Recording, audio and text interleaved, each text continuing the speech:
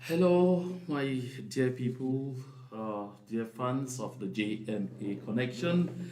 I'm glad to find you. A lot of you were already connected for this very important live show. I know this is pretty late on, in La République du Cameroon, in southern Cameroon, and in other parts of Africa, and of course in other parts of the world too. But all the same, this is a very crucial moment, and this moment is particularly important, especially for the people in La République du Cameroon, and of course those of the southern Cameroons, aka Ambazonia, because what happens in La République du Cameroon will definitely have a bearing on the liberation struggle for the people of the southern Cameroons. But at this moment, we're coming here to look at some very salient issues going on the ground right now. As you already know, La République du Cameroon is boiling, and boiling so seriously right now because the Union for Change 2025 has made a declaration. They have defied Achanga Ponji, the Minister of Territorial Administration for La République du Cameroon, who has said repeatedly and screamed on every rooftop that anyone that gives any results, of course, results he says will be illegal, or anyone that goes ahead to proclaim results just from gathering return sheets from the polling stations will be liable to a lot of sanctions. In fact, he went as far as actually promising that he was going to initiate the arrest and the detention of any candidate that dares to take that kind of move. And from all indications, there have been a lot of moves geared at arresting the main opposition candidate, Issa Tchiroma Bakari, and that has led to so much, exchange of stones, fire, and all kinds of things in Garoua, the chief town of the north region of La République du Cameroon, where Issa Tchiroma Bakari hails from. And before beginning this live show, I just spoke to a military official on the ground in Garoua at this hour, who tells me there is some kind of uneasy calm in Garoua right now after irate youth burnt down a gendarmerie truck, and he also revealed that in the process, two elements. He called them elements. He could not identify yet whether they were gendarmes or they were soldiers or they were police. Two elements lost their lives. And as that happened, instructions descended or rather came up from Yaoundé urging the forces to withdraw. And so the calm has returned. It's quite uneasy, mainly because the forces of law and order have withdrawn. And so, as at the time that my informant was talking, he said just some few areas which had polling stations with polling material still kept there had police or military presence. Otherwise, everywhere else they had mostly withdrawn. They did not go in for reprisals following the burning down of that truck, as you can see in this footage. Lare, Lare yitedo, mi fu mi assister à Senman, mi fidi sojen fou. Je suis l'un de ceux qui ont bagarré pour le président Issa Tchiroma. Voyez, nous on veut un changement. Nous voulons un changement. Tchiroma est notre président pour définitif. Nous avons brûlé la voiture de la gendarmerie nationale. Oui, Issa Tchiroma est notre président, je vous dis. Voyez, ils nous ont fui. Ils ont envoyé beaucoup de balles, 6 balles contre nous. Et voilà que nous avons vaincu, ils ont fui. Je vous l'ai dit, nous sommes les participants pour le changement ici à Garoua, à Nassaro, dans le bureau de vote. Il n'y a pas eu de bulletin de M. Issa Tchiroma à Nassarao. Au quartier Nassarao à Garoua, il n'y a pas eu de bulletin de Issa Tchiroma dans un bureau de vote. Voyez-vous, c'est normal. On veut un changement, on veut un changement. Ils ne peuvent rien nous faire.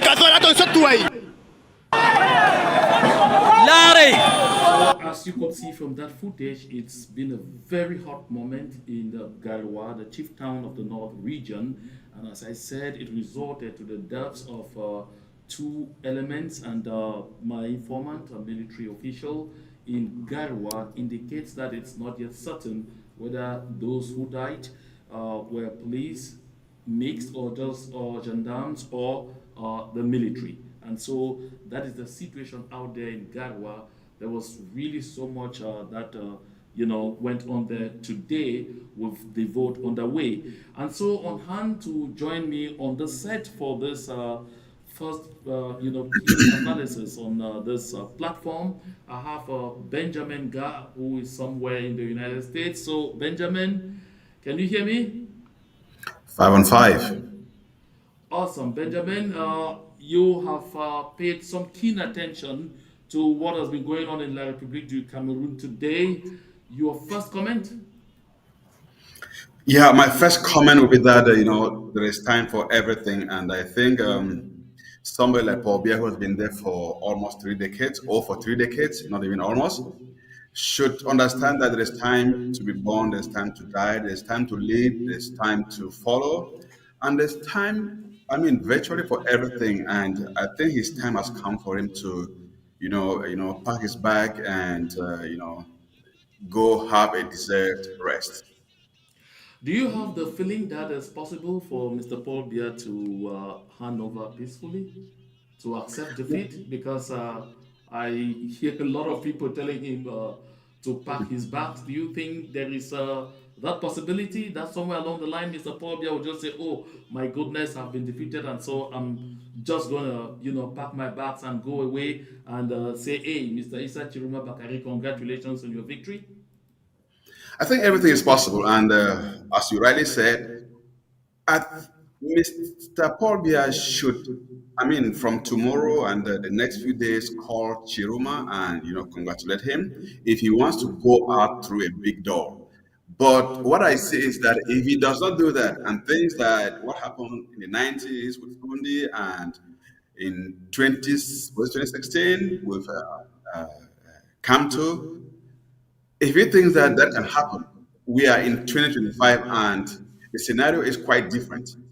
Yeah, and I don't see how they will be able to contain the people from the north, the people from the west, the people even from the center and literally this time around, because everybody seems to be, engaged. Everybody seems to have had enough of Paul Biya.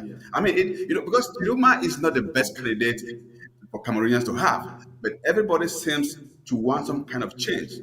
Like a bishop, said the other time, let the devil take power in Cameroon, then we know what to do after. I think that is the situation we are witnessing at this juncture. Yes, Benjamin, we will pursue this analysis, but before we really delve into issues, I want to share this particular document here, which establishes that the Union for Change 2025, they call themselves l'Union pour le Changement 2025, has officially, announced they have declared victory for Issa Tchiroma Bakari. And this declaration, they say, déclaration du 12 octobre 2025 à l'issue de l'élection présidentielle. Le peuple camerounais a tranché. That the people of Cameroon have decided, they have spoken. That's what this letter says. It says, la remontée des résultats venant des quatre coins du pays ainsi que de l'étranger annonce un verdict sans appel.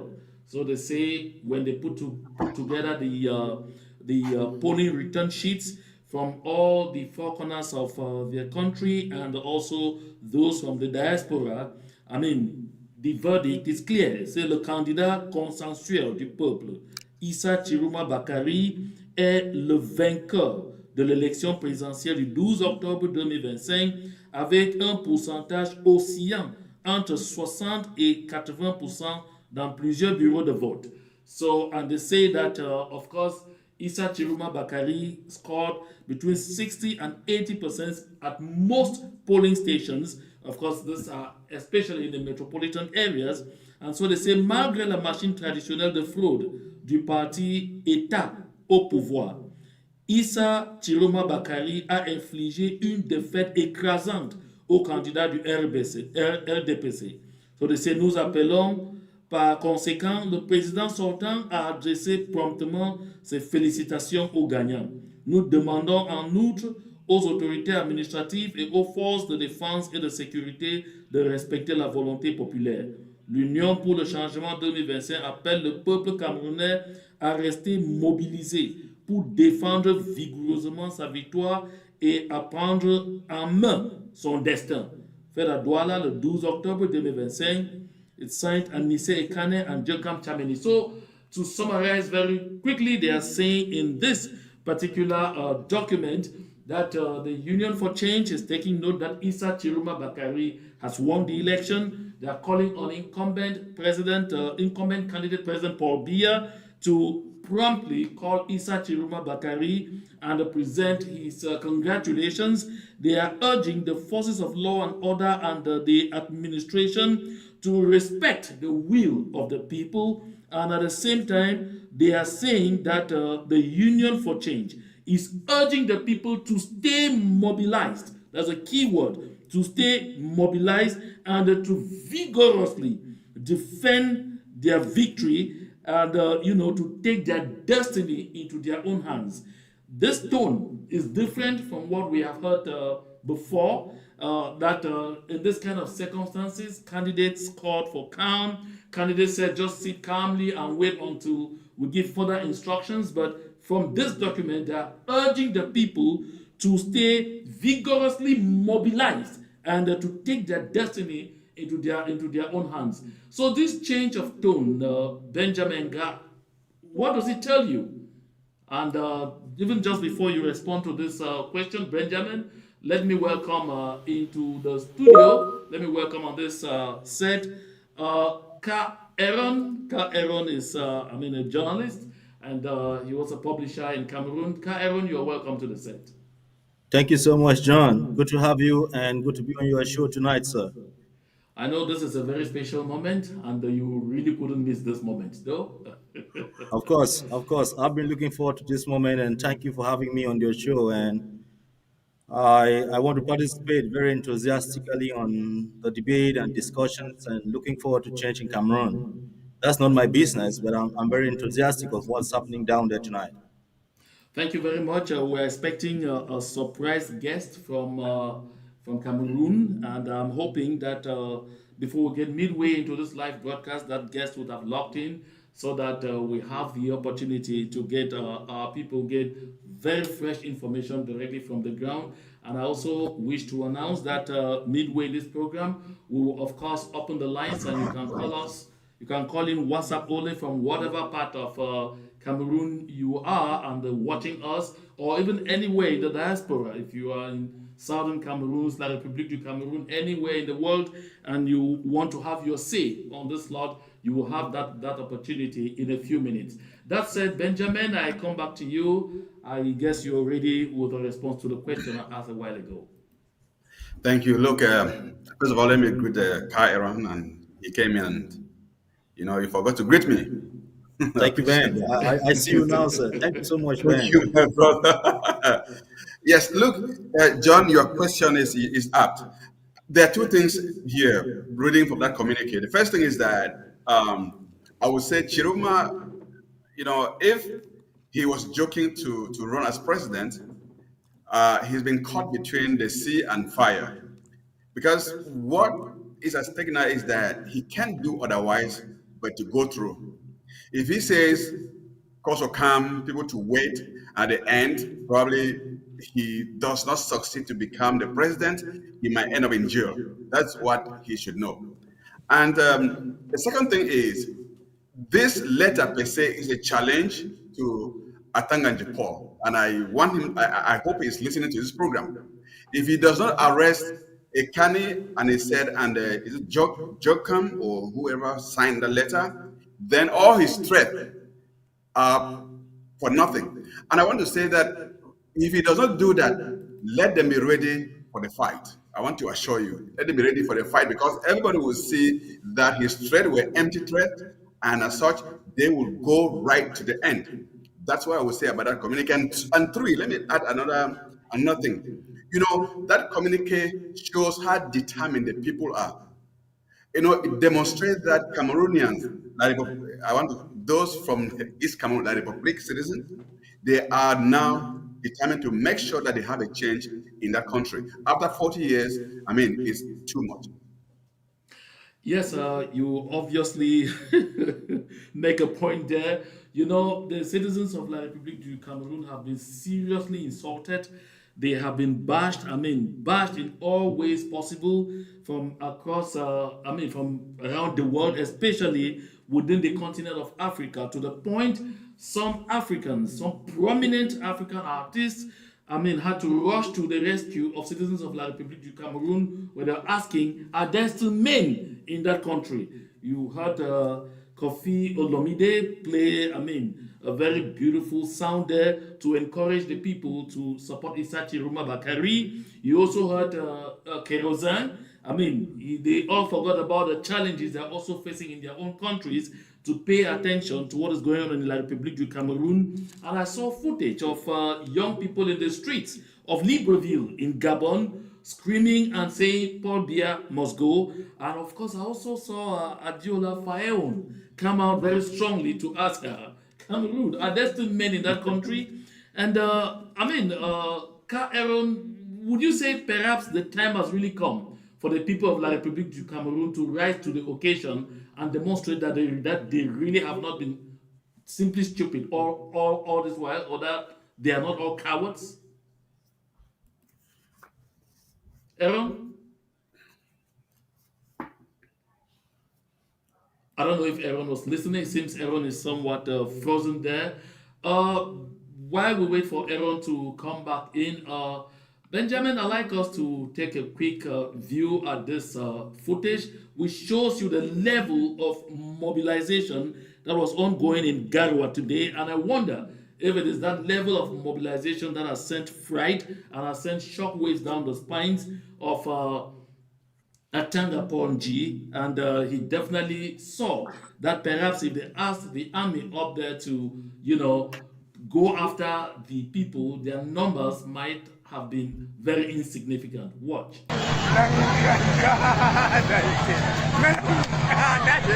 Chère population, regardez.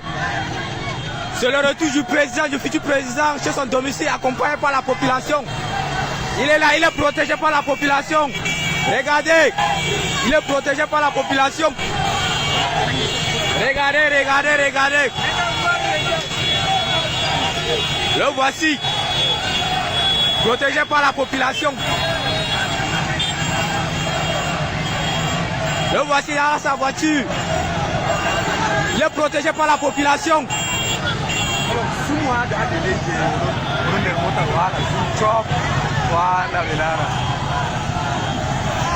Il est en sécurité grâce à la population. Regardez.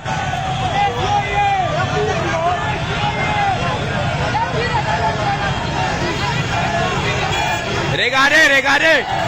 Il est dans sa voiture. C'est sa voiture comme ça. Il est protégé. C'est trop, c'est trop.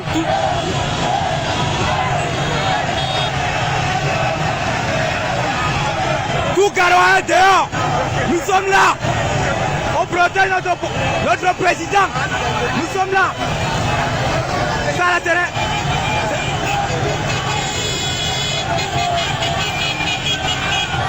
Là, voilà, retournez-le.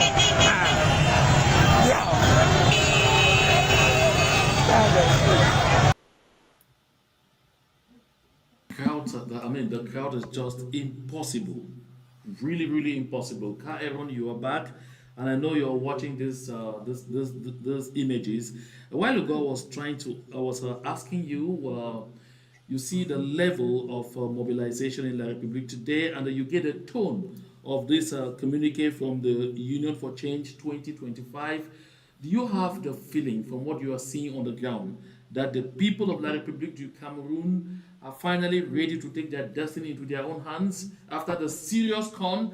And we saw people like Kofi Olomide, Kerosene, the people in Gabon, people in Cote d'Ivoire, people from all over the world run to the rescue of La République du Cameroon to try and scream on them to rise up for once and seek, the change that they may need so badly.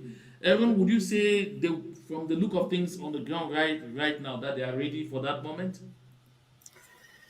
Well, John, that's a good question, and that's what all of us in the diaspora are asking ourselves. The question is, are people down there ready for the change? I would say yes, they are.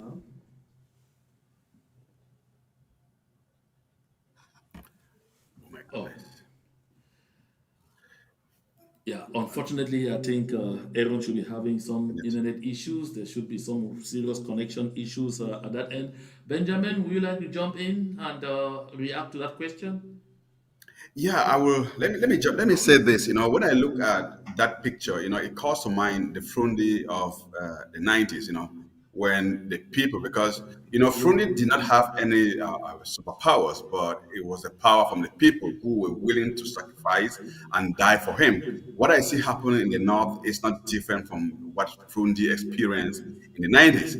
That said, and when you look at that mobilization and people coming out in this number, that explains why, the outings of Atanga Report today was even a little bit timid. If you listen to him speak today, he was not as boisterous, as vulgar as he used to be. You could sense some kind of fear in him. And even when I look at those who were at the CPDM headquarters, where they were tallying their results, what I discovered was that the people were not even jubilating, they were pensive. From their faces, they were thinking as to, where are we going to go after this? Just because of these kind of pictures coming from the north. And I think, this is quite impressive. And I hope this should continue if the CPDM or the government in place think that they can, still fraud, they can still change the results and go away with it. Let the people, as they were out today, continue in that manner. We've had change like that in several countries, just the population going out en masse, marching and demonstrating, and that has effected change. Yeah, I've heard from some quarters, some people called me today and they were like, oh, Mr. Akuro, I'm really so, so frustrated, so disappointed in you because, you came at the last minute and landed some bomb that appears to have, caused a lot of movement and might have, in one way or the other, affected the thoughts, the attitudes and behaviors of people towards the election. And they say, I mean, if it turns out this information is unverified, you are going to absolutely be held very responsible for what happened. They were actually referring to the information I shared. I mean, 2 days back, that some candidates in the opposition in La République du Cameroon collected the sum of 1 billion CFA francs from the government or from the hands of Ferdinand Ngongo, and that the money was wired into their accounts for the sole purpose of ensuring that they should not get into any form of coalition, any form of agreement or alliance with Issa Chiruma Bakari. And one of those candidates was Bello Buba Maigari.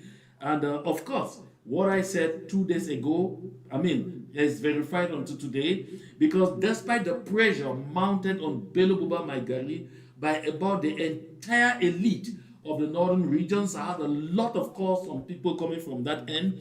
I mean, some of them, even members of government, sitting members of government, telling me this story that you're saying is worrying us because we're still working and we're sure that he will change.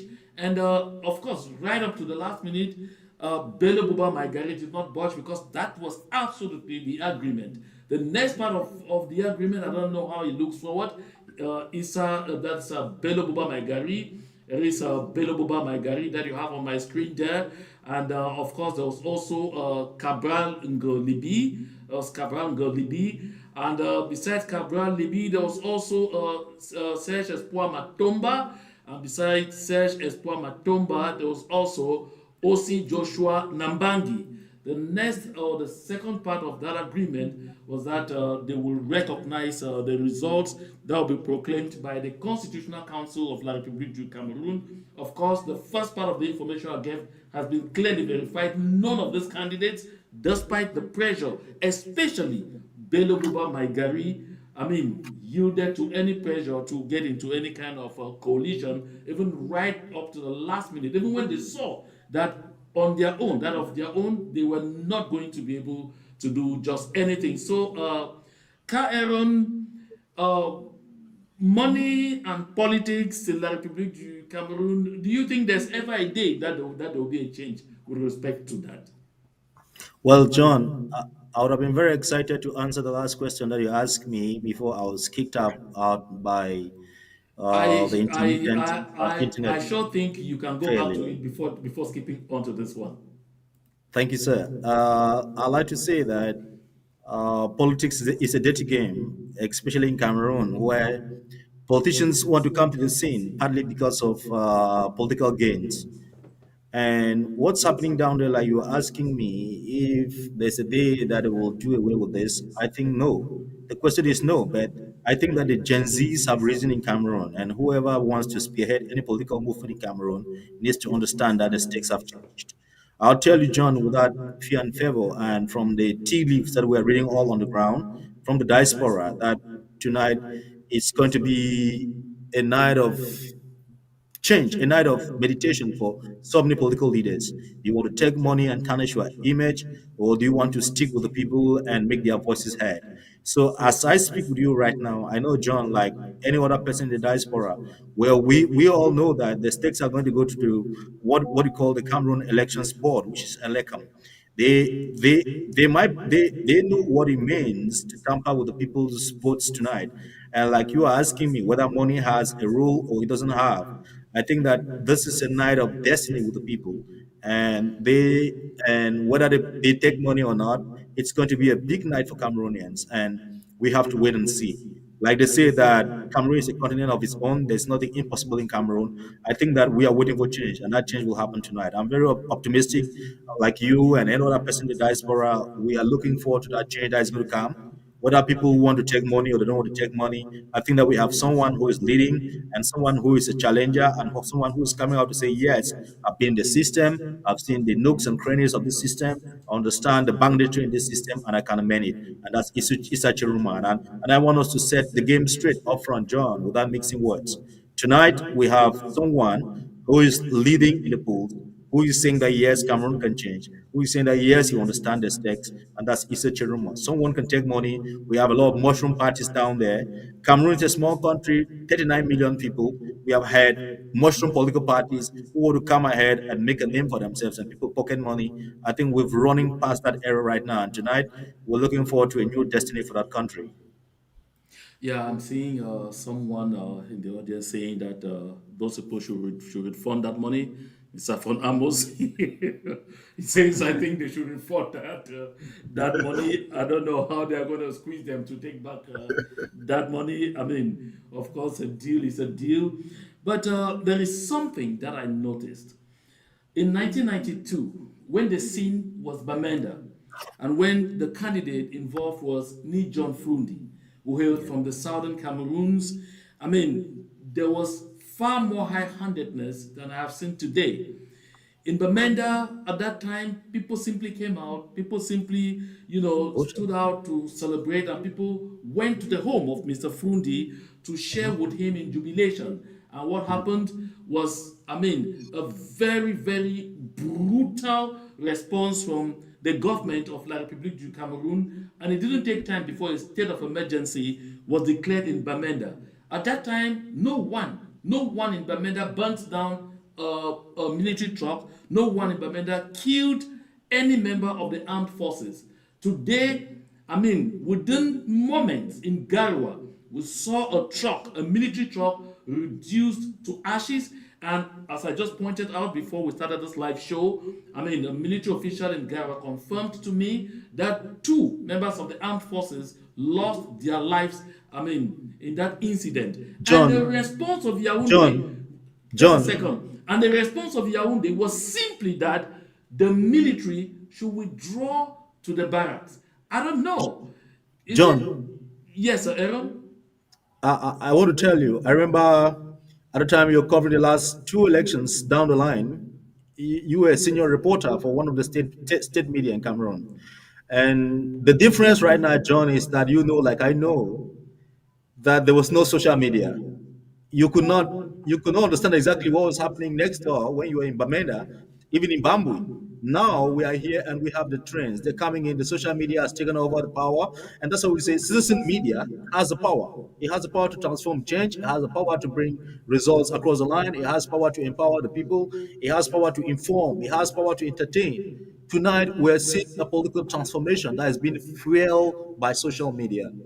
And Yes, tonight we know Aaron. what's happening. Yeah, Aaron. Much as I agree with what you are saying, but that wasn't even the trajectory of my question. I'm looking at the military response because, come to think of it, if this happened in Bamenda, even today, how many deaths will you be counting by now on the side of the More civilians? than 50. More So than 50.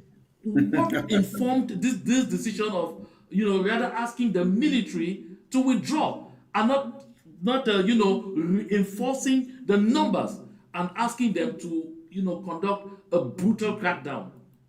John, we say that the fish begins rotting from the head. That's a Chinese proverb.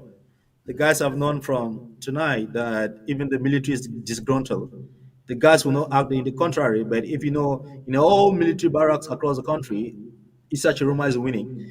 The guys know that if they want to confront the military with the people, the military is going to buy the idea of the people. That notwithstanding, John, if that was happening in Bamenda, being who we are, the marginalization that our people would have been killed not for selfish reasons.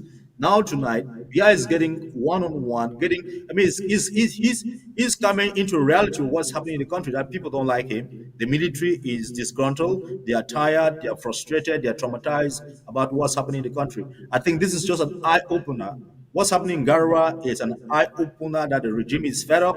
People who are serving the regime, they are fed up, and it's no longer about what is going to happen.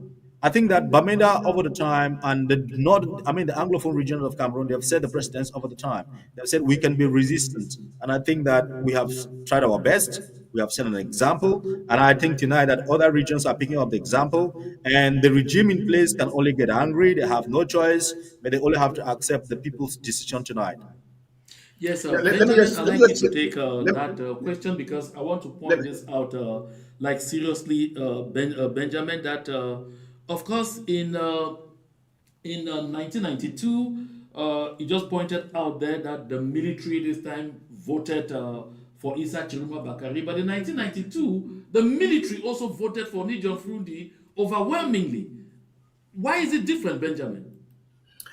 Okay, let me just say this. I have two things to say. The first thing is that in the 90s or in 1992, Paul Biya was still young. He could reason and he could take decisions. And as much as he hated Anglophones, he had to send the military over there to go do what they did, kill 6 people, maim some, and did what they did. And Frundi was given the house arrest for close to 6 months, kind of. And too, today, Pobia is disoriented. He doesn't know where he is. I want to assure you, those running the country, they know Pobia doesn't know where he is. And that's why, as I said before, Issa Chiruma will have an easy ride because there's nobody at the head. Pobia is all disoriented. He doesn't dotard. He doesn't know where he is. If you ask Pobia what's going on in Cameroon today, he won't even tell you. He was just prepped up to go stand there, vote. And if you look at him after voting, he didn't know where to go. He stood there and was confused. And I was looking left and right, didn't know whether the door was this left or right. He even wanted to leave before the wife voted. So it's somebody who doesn't know where he is. And the second thing I would say is, well, the French, I mean, our Francophone brothers, I want to call them because they are our brothers, to be honest to you. They always look at as Anglophones as those who are very headstrong, as if they give them an inch, they will take a cinch. I mean, like if they allow them to do any kind of thing, they're going to just have independence and run away from them. So I think their reaction towards Anglophones has always been brutal, aggressive, even verbally, they are always aggressive. So I feel that at this juncture where we are, I'm so glad and happy that everything is changing camps. We have to sit down. The Anglophone population have to sit down and watch the game being played at the other side of the mountain. Yes, I want to sit. I want to use this opportunity, John, yes. on this your platform to say congratulations to Issa Chiruma. Uh, in fact, I'm very proud of what he's done. I didn't see this coming. Like either like the present gangster regime in Yaoundé. I think they were studying like a lot of people, young people saying that they were studying Campto, but then Issa Chiruma came in the exam and they all fell for his prank, or maybe they failed for his tricks. Issa Chiruma it's someone I don't know what he wants to do for Cameroon, but I think that I would say like any other young people, anything but Mr. Paul Biya, and I think that Cameroon is destined for a new day, and it's now left on the young people out there to come out en masse, to take their destiny into their hands, to say, of course, we want a new day, we want a new leader. John, what feeling it is for people down there that to wake up in the morning and say we have a new president? I think it's going to be a new feeling. For the 3 days, it's not for the 3 years, it's not for the 3 days. It's annoying, it's vexation to the spirit, it's traumatizing. I think that it looks like some sort of witchcraft and occultism that for 43 years you have someone who's leading a country who doesn't understand himself, who wants to go for 7 more years, who wants to leave Cameroon at 50 years. John, I think this is very annoying. And I think that no one will want to take that. Those of us who live in the diaspora, we can't talk about Cameroon, we can't talk about where we're coming from because this kind of international disgrace. And I think that Cameroonians, wherever they find themselves tonight, they need to hit the table and we need to speak out and we need to stake our faces. I would say that enough is enough. Yes, sir. Thank you very much, Aaron. Well, good for you. I mean, as far as I'm concerned, I had long gone past being a Cameroonian. I mean, a Southern Cameroonian, and my interest in what is going on in La République du Cameroon tonight is that want to see exactly how the people go about resolving their problems so they can come to the negotiation table, meet us on the negotiation table, and we talk business. We talk business about how we go our separate ways and live very clearly as excellent neighbors. Of course, we want to have a neighbor that is tranquil because we really wouldn't mind doing a business with them. I'm actually saying this in response to a gentleman who has just written in the comment section. I think this is Cameroon Breezy Goat, who says you are either Cameroonian or you are not. there's no such thing as La République du Cameroon. That country is called La République du Cameroon. I don't know why people live in denial. Their name is clearly La République du Cameroon. That is what it is called today. And when somebody comes to tell me that there is no such thing as La République du Cameroon, whereas that country is actually called at this moment officially La République du Cameroon, I don't really know. What this person is kind of talking about. But I like us to get to another footage. But before we get to that, I like to say this candidly. I think that the people of La République du Cameroon certainly have demonstrated that they were more than thirsty for change, or that they are, because not yet in the past tense, that they are more than thirsty for change. And I think they have taught Paul Atanganji a sound lesson. Atangaponji should learn from today that the African proverb that says, when a pot boils too much, it dirties itself, it wasn't just spoken for the sake of speaking. Because he can see for himself that Yeah. Maurice Kamto might not, in the end, have had the clout that Issa Tchiroma Bakari has ended up having, because Maurice Kamto cleared the field. If Atanga Ponji did not become so overzealous to the point where he felt that at all costs Maurice Kamto had to be cleared for Paul Biya to be assured victory, he would have, the situation would have been a bit difficult for Issa Tchiroma and even for Kamto himself, because the electorate was going to be divided. But with Maurice Kamto out of the way, okay, and Issa Tchiroma being considered the better of all the devils, of all the demons that came to the came to the fore, the boulevard was so wide open that from all the four corners of La République du Cameroon, people told themselves, right now, we will have to make do with this gentleman. And the tabula rasa has been total. I think John. La République du Cameroon was totally caught off guard. And I think, Benjamin, this is a situation I'm not sure Paul Atanajif saw this coming, Benjamin. Yeah, I for some years now I've been describing Cameroon as a tragedy in search of a hero. Cameroon is a tragedy that needed just a hero, and a hero could come from anywhere, could be anybody at any time. And if you look at what you're saying is the overzealousness of Atanganji Paul has brought in Issa Tchiroma. That said, I want to pivot back to people like Osi Joshua, Cabral Libby, and other candidates who, did not gain the traction of the population. And there's a reason for that. Someone like Issa Tchiroma came in, and he projected himself as somebody who is from within, as somebody, although a liar, who is honest at the same time, and told the people the truth, told the people how he became a minister, what was done before he was, taken as a minister. And the people saw in him somebody who could be, I want to put in quote, honest. Unlike Osi Joshua and the rest of the people who over the years have refused actually to bring in change. You mentioned money from the at a certain moment. I wanted to come in, but time was against us a little bit. I think money in politics is very important. I don't deny anybody taking money, no matter how much it is, to do whatever. What I believe in is your conviction in joining politics.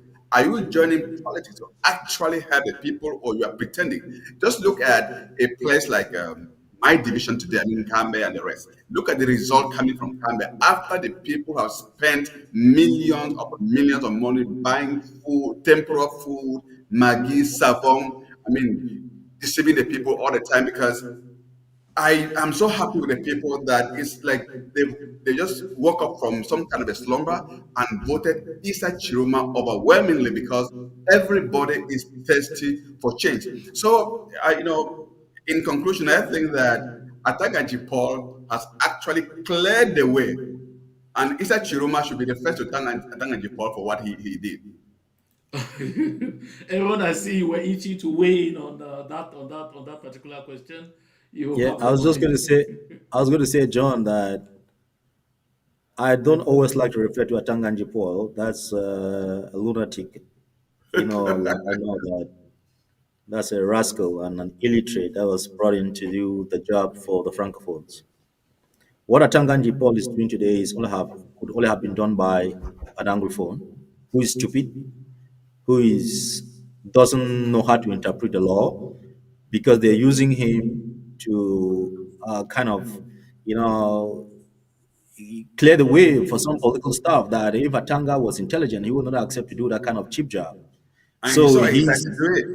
he's a slave boy who is being brought in to kind of, assault the law, because they know at some day, John, I quote me, John. I like you to quote me. I like to say this. Someday, Atanga will have to bear for his crimes because he doesn't understand the law, and they're using someone like him who is overzealously stupid to understand that the law, you cannot tamper with the law in a country like Cameroon where everybody is aware, and that in serious international issues like elections where the world is watching, you're going to bear someday responsibility for what you say, responsibility for what you do.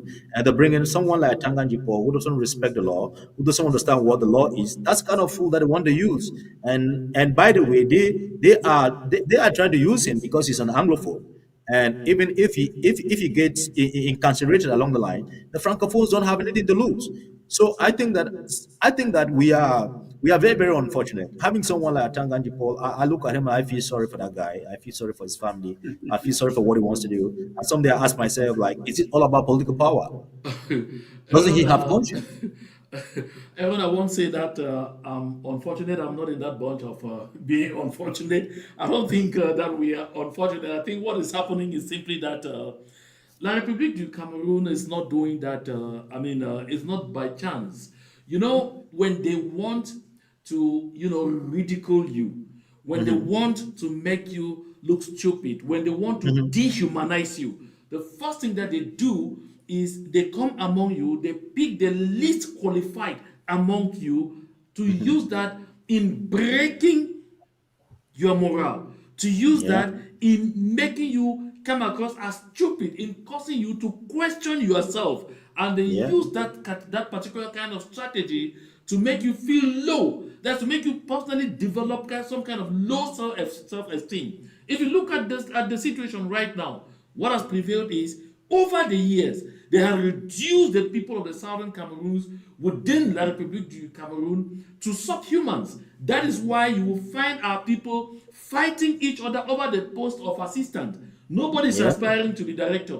Everybody is aspiring to be that deputy director that another southern Cameroonian, that position that another southern Cameroonian is occupying. You see situations, let me quote one. You see someone like Fru Jonathan Merjigny. Fru Jonathan Merjigny was Secretary General at the Ministry of Mines. Now they create the company Sonamin. And then they pick somebody who was director under him to become Director General of that Sonamin. And Fru Jonathan was his boss yesterday. Suddenly finds himself as Deputy Director General to someone who was his subordinate just yesterday. There is no other form of humiliation than that one. I give you another example. Look at what Ferdinand Gongo is doing to Chief Joseph John Gute. Joseph John Gute was minister delegate at the Ministry of External Relations in charge of the Commonwealth when Ferdinand Gongo was Secretary General at that ministry, meaning administratively, Joseph John Gute was his boss. Was his boss, yeah. But as soon as Ferdinand Gongo was made Secretary General at the presidency, he took it as a point of duty to smash, to humiliate, to dehumanize Joseph John Gute to the point where even citizens of La République du Cameroon has been calling on the poor man to resign. It's not like John Gute is some kind of nincompoop. It's not like John Gute is not an intelligent person. It's not like John Gute does not have the faculties necessary to deliver in his position. John Gute is a very, very intelligent being. But look at where they are. The examples abound. There are just so many. I go back to CITV where I served. There was a time Joseph Gervais Mendoza called a meeting that was in early 2002 He called a meeting, he said he was calling a meeting. I wanted only the chiefs, people with titular position to attend, no assistant. And it's Lilian Mevungu, a citizen of La République du Cameroun, who shouted from the background, Monsieur le Directeur Général, ça veut dire qu'il n'y aura aucun anglophone dans cette réunion. That it dawned on Mendoza that all people from southern Cameroons working at CITV were assistants. I mean, deputies. And you see that pattern is there. And among ourselves, the fight was rude to occupy those positions of deputy, not aspiring to the positions held by the citizens of La République du Cameroon. So they use this kind of system to cast the power of limitation upon your head. So everywhere they take mediocre people and put them there to lord it over those of you who are very educated, very qualified. They break your morale, and a lot of our people did what? Abandoned, traveled abroad, John, abandoned, traveled abroad. John, And today, Aaron, you can see for yourself that what they thought was destroying our people, we ended up with a very strong diaspora. And that's what is giving them a lot of headache absolutely. today. Absolutely. John, you have the right conclusion right there. The diaspora is the one that is leading the change. We're bringing in the empowerment. If you look at how much has been as going home down there as remittance to build our homes, I mean, bring out social development, send children to school, the diaspora is strong. John, I want to say something. I don't know how you look at it. Over the years, I've discovered that when an Anglophone, an English-speaking Cameroonian, gets into the ruling party in Cameroon, which I call it an occultic setting, because it doesn't sound nice, it doesn't sound normal that someone thinks that he's a civil servant, and because you're a civil servant you belong to the ruling party. They take young people, they use the civil service as an initiation sector, or an initiation kind of entry into young people. And then, so once you become a civil servant, you are automatically a militant of the ruling CPDM. And that's how they've been doing a kind of brainwashing. And they bring in Anglophones, they give them the crumbs, and they make them celebrate the crumbs, and they make them sit down there, and they give them certain amenities, and they deceive some of them to think that that's life. That's how they're going to make it to the top. And so they keep traumatizing them. They keep using them against their own brothers and against their own sisters. John, I'm always very proactive, and what I'm thinking right now is they have come to the end of the road. The Thank you very much, CBDM. Aaron. Benjamin, I see you wanted to chip in something on that point. Yes, Benjamin, moving over to you. Yeah, on that point, I would say I would not, as you rightly put it, I would not even blame the French for doing what they're doing. Uh, in every country where you have a minority, in the minority, if you don't protect yourself, you don't fight, you will never get anywhere. They will always suppress you. The case is that in America, where you have the blacks and other races and the majority white, you see, the minority is always trying to fight. If you don't fight, you don't get anywhere. And you put it right that we tend to always try to fight ourselves instead of trying to fight, the common enemy to get to the top. Yeah. And that said, I would like to bring in another perspective. We're talking about the elections in La République du Cameroon, although some people don't want us to call La République. I would like to say there's something I'm seeing. Maybe a lot of people are not seeing that if this thing continues as I am seeing, within the next 1 week before the 15th, before the official result are declared, there could be a coup d'etat in Cameroon where the Akan will want to take over So, power. Benjamin, you will hold your peace just a little bit. We have a caller on the line. There's someone who wants to react to what you're saying from the audience. Hello, sir. Where are you calling from? I'm calling from Washington, D.C. Okay, and what's your name? My name is Oliver Asa. Okay, Mr. Oliver Asa, your point. Yeah, I'm calling with regards to the elections that just happened in Cameroon. And essentially, a lot is showing that Tchiroma is likely to win overwhelmingly. But we know that La Republique is going to do something, probably cook up between now and the 2 weeks they have, and declare Paul Biya to be the winner. And I've always said, and we know that it's not possible for the ballot to really determine the change in Cameroon. So the mobilization of the citizens is very key right now. And that is where they have to mobilize the citizens in Douala, in Yaoundé, especially those two cities. And they can add other cities where they're already doing a lot of work in Garoua, which is really good.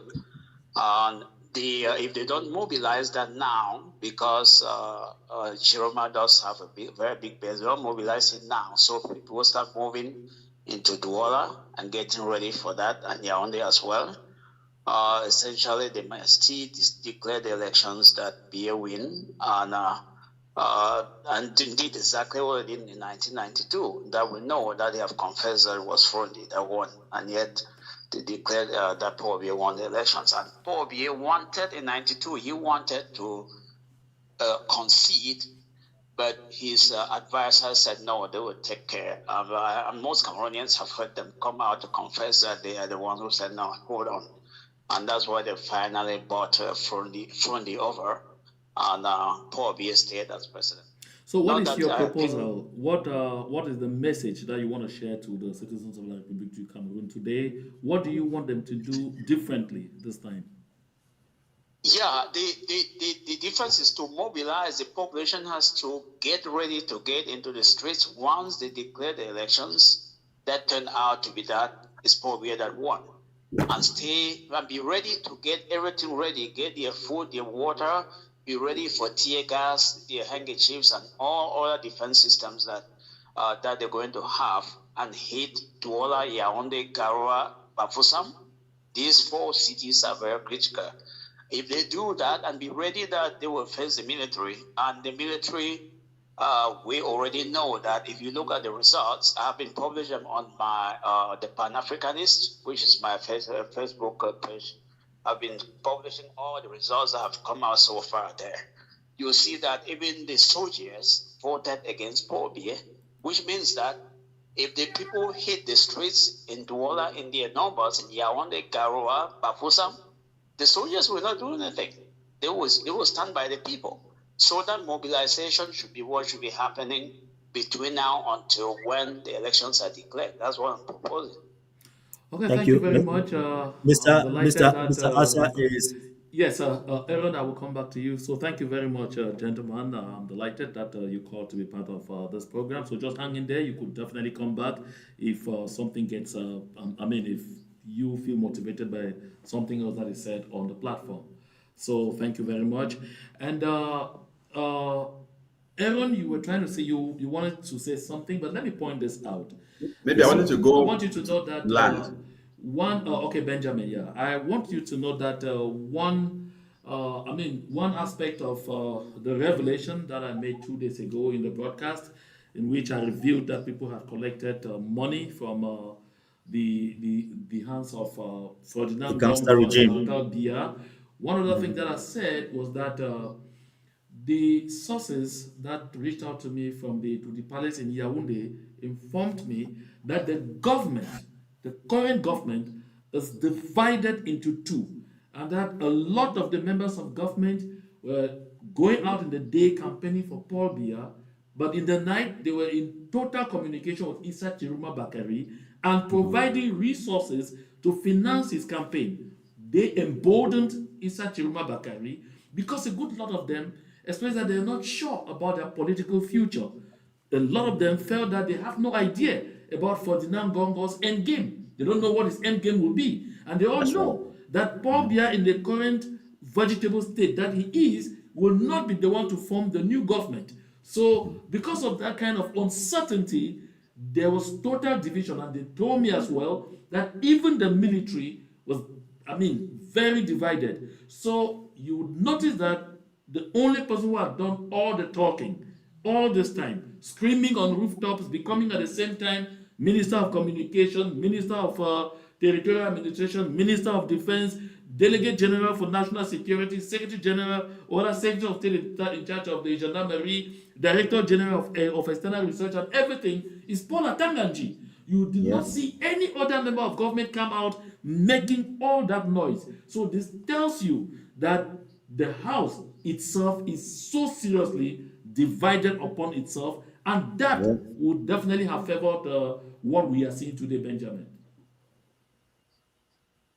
Benjamin? Uh, Oh, is Benjamin frozen? I guess, Yeah, John, that's what I see. why we Benjamin, went for I hope you why we will wait reconnect and for get back to us. Yes, Aaron picked that question. thanks, John. Why we wait for Benjamin to come back? I'll say that it's very rare in Africa to understand that a dictator can be beaten in the ballot box. It's very hard to know that. And I'm very grateful to the Pan Africanist, Asa Oliver, for your commentary. Thank you for joining us live tonight. And like what he was proposing, the people have to go out to defend their vote. I think Cameroonians are ready for that. The population is ripe. The Gen Z is ready for that. I think they know that this is a decisive moment in the history of Cameroon, where the young people have to stand up and to say that this country belongs to us. We have to take it from these old gangsters. And I think that it's going to happen, whether they like it or not. And I'm very enthusiastic, John, to hear people of all walks of life across the scoreboard in the diaspora thinking in the same way that this is a time for our country, for La Republique to experience change. And we know, John, that 90% of what has happened to Anglophones in our country, even the present crisis, has been tied to the present regime in the country because they don't believe in dialogue. They believe in their iron fist kind of system.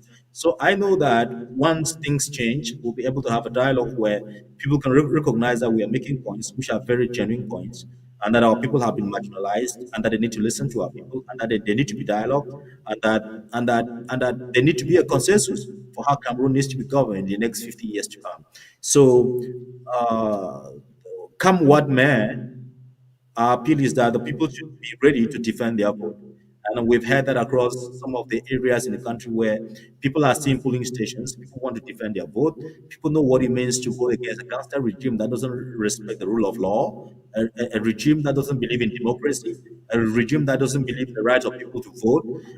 If you look at even the voting statistics across certain regions and areas, you will not understand how Bamenda can have more voters like Bamenda Central can be more populated than Garua, and even in terms of population, in terms of the people, in terms of votes, and in terms of how people have registered to vote. So you now know that there was a lot of manipulation in the background.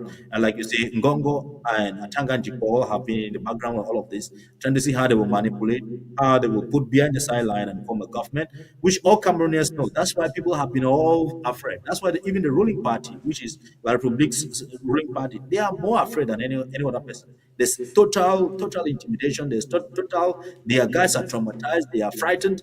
They don't know what is coming ahead. And so it just needed someone to stand up like Issa Tchiroma to say, yes, I can put foot stamp, I can put my steps, and I can say I can bring change, and the people can believe in me, and we can work to revamp Cameroon.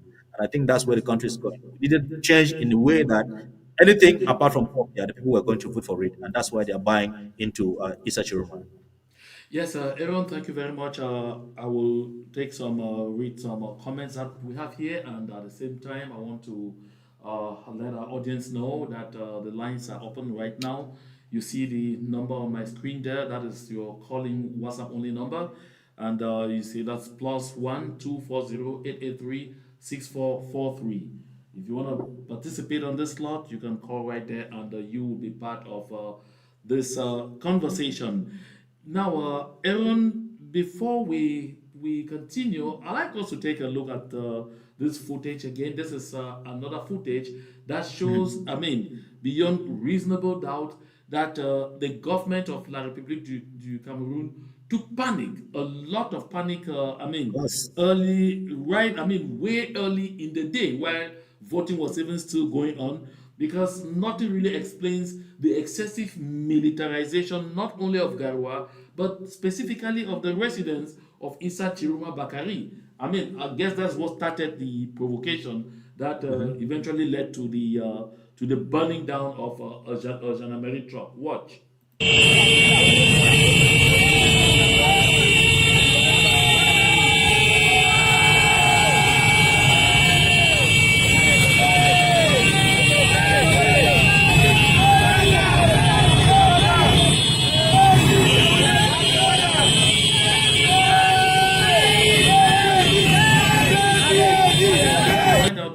this particular video was we obtained it courtesy of Nzuimanto, the one who calls himself the TGV de l'information. Know if he's the same person. Thank you.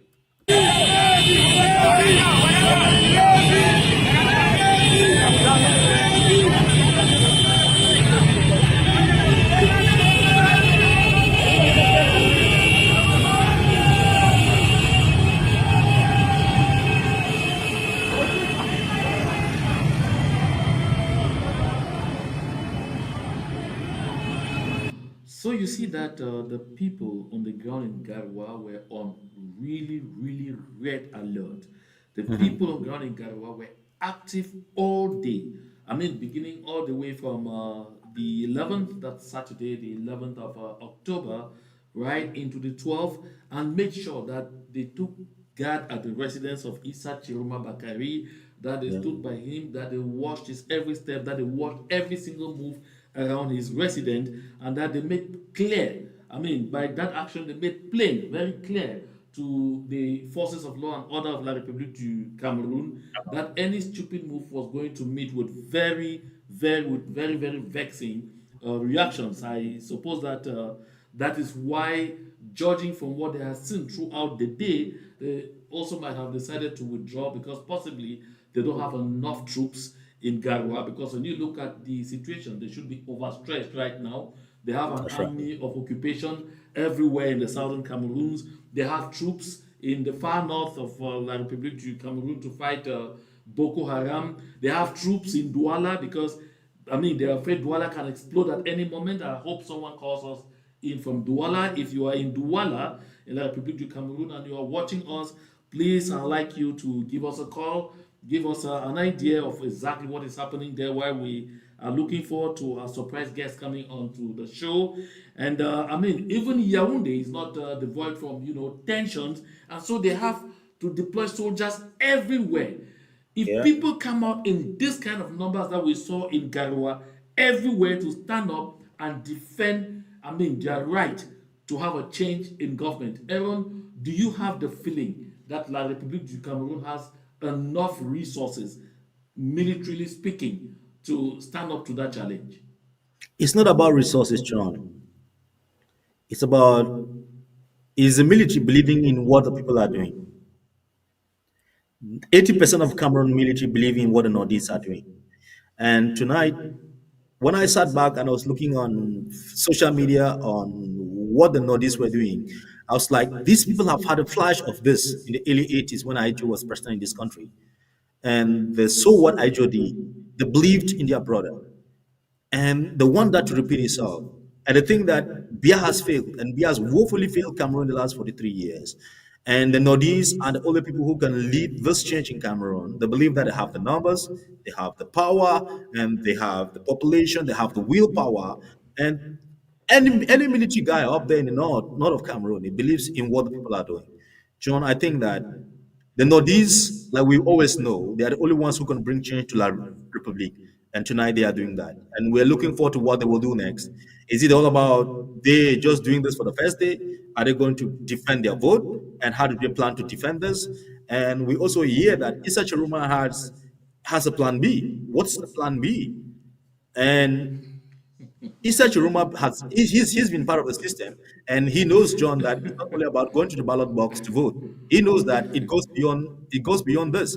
And I hear that they have a plan B. So we're looking forward to see a lot of history being made, and we there's a lot that we can say, and there's a lot that we can also wait to see happen in the pipeline. And so it's a time to wait back and see. But all I know is that the Nordies are ready to defend their vote in the ballot box and ready to stand up to the regime in Yaoundé, to the gangsters in Yaoundé to say, oh, of course, enough is enough. We want to take over our country. We want our voice to prevail, and we want a little bit of democracy to prevail in this country. So let's wait and see what the next 48 hours look like. Yes, Aaron, let's get to some messages here that I have here on the comment section. There is this gentle, I don't know if it's a man or a woman, the name is the Obsidian Order. It says, let's tell the truth of what happened in 1992. Frundi was a coward. He said he did not want blood, so he did not need to defend his victory. And I see there's someone saying uh, that the case of Gabon can possibly happen in La République du Cameroon.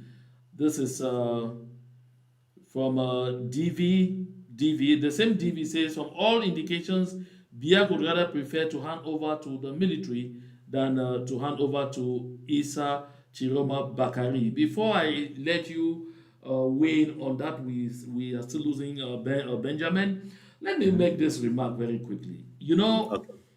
this talk about Fundi, being a coward and all of those things.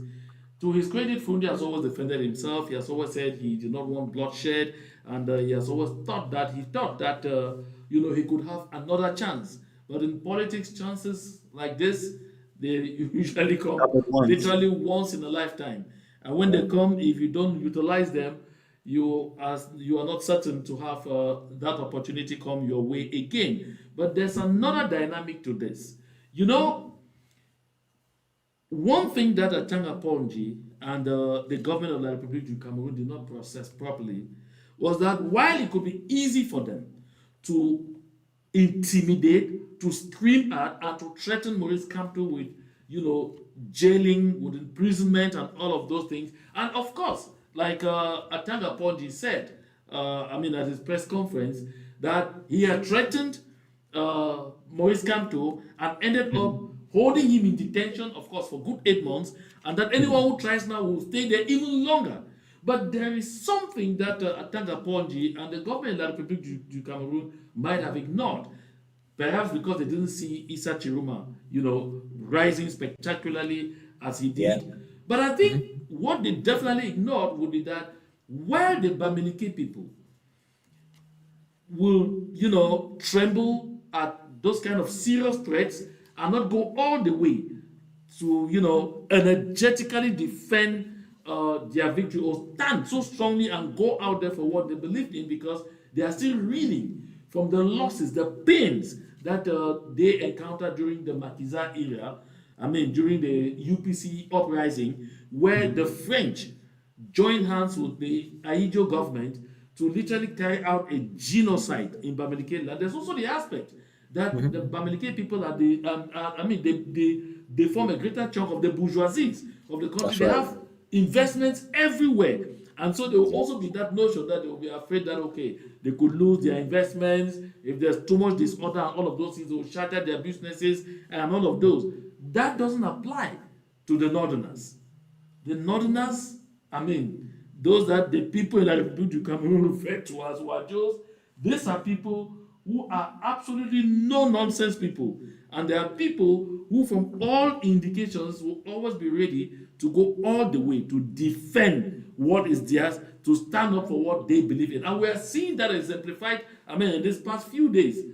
That's So right. something tells me they are possibly going to go all the way to the end. Everyone, I was about to come to you, but I guess we have our gentleman from Washington, D.C. back on the line. Hello, sir. Yes, this is Oliver once more. Yes. Yeah, you can you hear me? Yes, I can hear you. Yes, I can hear you Oliver. 5 on 5. Yeah, you made a point there, and that's why about saying that BA would prefer to hand it to the military than to Issa Tchiroma. So that brings me to something that I had discussed on my page, the Pan Africanist, which is a leak from the agreement between Ngongo and Macron of France. I don't know if Mr. Koro knows about that. So here the plan was that they will declare the elections that BA won, no matter what the case would be, and then have a fake coup d'etat by having the colonel who is the director of the presidential guard, take over, make a fake coup d'etat, take over, ban the constitution, dissolve the government, with all of those things that come when the military government takes over, and then spend some time turn around and hand over to Ngongo as a transitional president. And the reason why they want to ban the constitution and dissolve the government is that the constitution says that if the person were incapacitated or not there for whatever reason, the president of the Senate will take over and then conduct elections within 40 days. And the president of the Senate is also a force, as we know. Then his vice president going down that way. And the vice president right now, I think, is actually from the north. So my thinking now is whether they could decide to precipitate that idea, that plan, and now that Issa Tchiroma might have won in a landslide victory, whether they could instead now, they have that fake coup d'etat take place, and then so that that will now make Issa Tchiroma nullify his candidacy to become president, and then go as the plan. That is, later on, they dissolve the constitution, and then have that military guy sit there for whatever time that they think convenient, and then hand over to Ngongo, and then go from there. So this is what is a leak, very confidential, that I can't give out my sources. I have written on this on the Pan-Africanist and analyze the whole thing, how it is coming down. So I was hearing one of the panelists was talking about the plan B for Issa Tchiroma. I've always known that because I've followed this on ABS in my outings concerning the utterances of Ousmane Mene. I know Mr. Koro knows him very well, who is the son of his confidant. So who had made that they know God power is going back to the north after BA, and they just arrested him. But so all those things, they have a plan in place that has been there for quite a long time. So I guess I have an idea what Tchiroma's plan B is. I'm not going to say it on the air right now, but I have an idea what it is. Okay. That is where there's a big risk there will be a civil war in Cameroon if they don't hand this over to Tchiroma. Over. Okay, thank you very much, brother. Aaron, you wanted to react, but before you do, before we came to the studio, I just saw this alert was on from le TGV de l'Info, où c'est urgent des sources de haut niveau au sein de l'appareil sécuritaire nous font remonter une information capitale. Un coup d'État serait en gestation. Now, of course, he's saying out loud what the gentleman just pointed out there, and of course, it's it's something that I had heard was in the woods for quite a while, and so there are several options. There are several options that are being weighed by the Bulu Ekan Beti tribe. Don't forget, Aaron, that in the 1990s, especially in 1993 during the tripartite conference, and I suppose Professor Elvis Ngole will recall this when they were all singing the Mabola and all of those things. During the tripartite conference, I think Professor Carlson Anyangwe with Dr. Simon Munzu, of course, the late Sam Kontang Elatu was there. When Joseph Owona said during the tripartite conference that if the people from the southern Cameroon, see the Anglophones, if the Anglophones continue to insist on a return to the two-state federation as existed in 1961, the Beti people were going to secede and form a Bulu tribe and form a Bulu state, that they were going to form a Beti state, I beg your pardon. And today they have modified that name to become known as the Bulu Ekan Beti, to make it more inclusive, drafting in the center, the south, and the east. This is something people need to know. And I've said it here, that is why all the structural projects that the Republic of Cameroon managed to execute from 2008 to this day have been in the southern grid, in the center, south, and the east. I can name most of them to you because I carried out a lot of television documentaries, magazines in that area. You go in the area of energy, all the dams they constructed, they were about all of them, or at least 90% were in that southern grid. You have Lompanga, the upstream dam, that will result to the construction of several downstream dams. All the downstream dams envisaged to be constructed to benefit from the Lompanga upstream dam are in the center, the south, and the east. Lompanga is in the east. From there, they constructed another dam in Memville. Memville is in the south. From there, they constructed another one in Mekin. Mekin is in the center. They envisaged constructing Grand Owen. You notice that when it came to, hatching key economic programs, they talked about the Mbalam iron ore project. It is still in that grid. You notice the construction of the Kribi deep sea port. They needed a deep sea port of their own. That if they were to end up seceding, they have all their means for themselves. Now you have seen them constructing for themselves their own refinery. They don't I care know. what you're saying about Sonara and all of those things. They killed it. They're constructing their own refinery. And because the headquarters of the SCDP, the Petroleum Product Storage Company, is in Douala, they decided to construct their own alongside the new refinery. So that's why it's a twin project that were launched, or that were whose foundation stone was laid in Kribi. So this tells you clearly that the people from the Bulu Beti Ekam tribe mean business about the notion of secession in case they lose power, because they have told themselves, they have convinced themselves clearly that they will never allow anyone who still from the northern regions take power.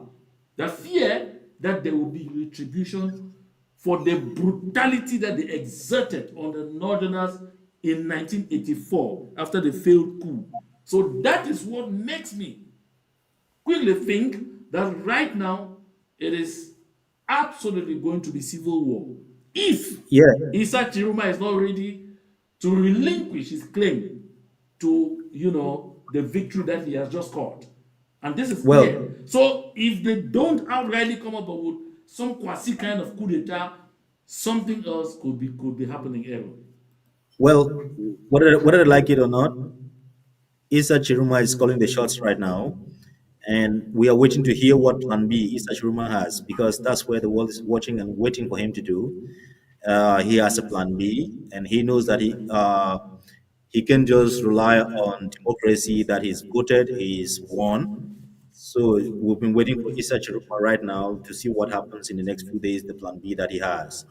When you look at Cameroon right now, the ruling party is like crabs in a bowl. They're going to chop up themselves. We are anticipating a kind of military coup. I know that in the military coup, a lot of people will be eliminated because there's a lot of enmity among themselves between those who have come in from other parts of the country and they're supporting this or that. So we know what's going to happen, John. We don't care what's going to happen next. We know that there's going to be ethnic cleansing in that country. People are going to hold the gun, a lot of heads are going to roll. And all what we want to see is if such a rumor has a plan B. What is the plan B? Is he intending to use the military to assume power?